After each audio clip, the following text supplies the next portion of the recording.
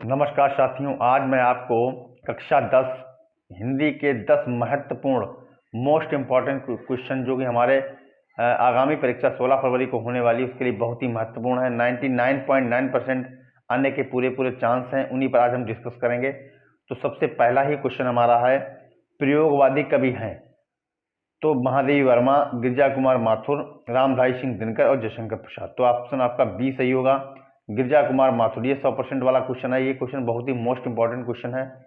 चलिए अब हम बात करते हैं क्वेश्चन नंबर 2 पर। तो क्वेश्चन नंबर 2 में दिया है छायावाद की प्रमुख विशेषताएं। तो छायावाद की प्रमुख विशेषताओं में देखिए, ऑप्शन ए युद्धों का वर्णन, बी यथार्थ चित्रण, सी भक्त की प्रधानता, डी प्रकृति का मानवीकरण चित्रण। तो यही ऑप्शन सही है आपका, डी ऑप्शन सही है। चलिए अब हम बात कर लेते हैं प्रश्न नंबर 3 की। छायावादी महाकाव्य है। छायावादी महाकाव्य में देखिए, प्रिय प्रवास ए, बी में साकेत, सी में कामायनी, डी में पद्मावत। तो सी कामायनी हमारा जो है महाकाव्य है, छायावादी महाकाव्य।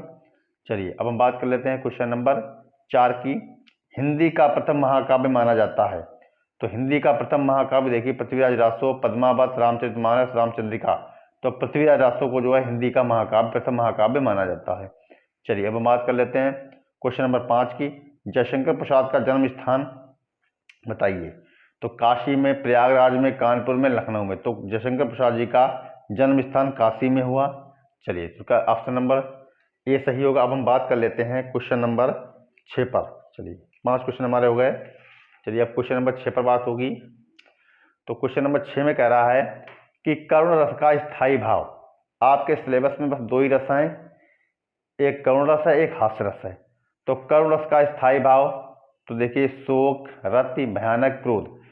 तो आपका ऑप्शन नंबर ए सही हो जाएगा। करुण रस का स्थायी भाव शोक होता है, श्रृंगार रस का रति होता है और रौद्र का क्रोध होता है। अब देख लीजिए, उपमा अलंकार के कितने भेद होते हैं। उपमा अलंकार के कितने भेद होते हैं। Option A 5, option B 4, option C 2, option D 7। तो इसके 4 भेद देते हैं, इसका ऑप्शन नंबर बी सही है। चलिए प्रश्न नंबर 8 में देख लेते हैं। 8 में क्या है, हरि मुख मनहु मयंक में अलंकार है। हरि मुख मनहु मयंक। अब हरि मुख मनहु मयंक में देखिए अलंकार कौन सा है, रूपक, उपमा, उत्प्रेक्षा, अनुप्रास।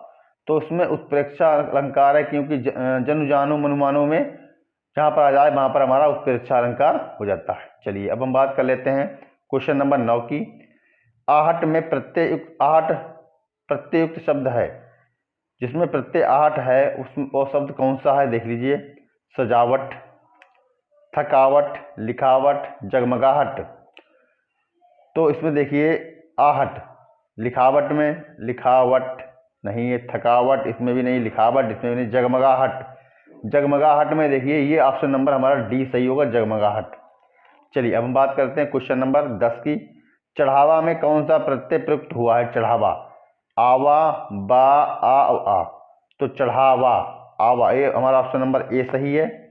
तो इसका ऑप्शन नंबर ए सही है। चलिए अब हम बात करते हैं संधि।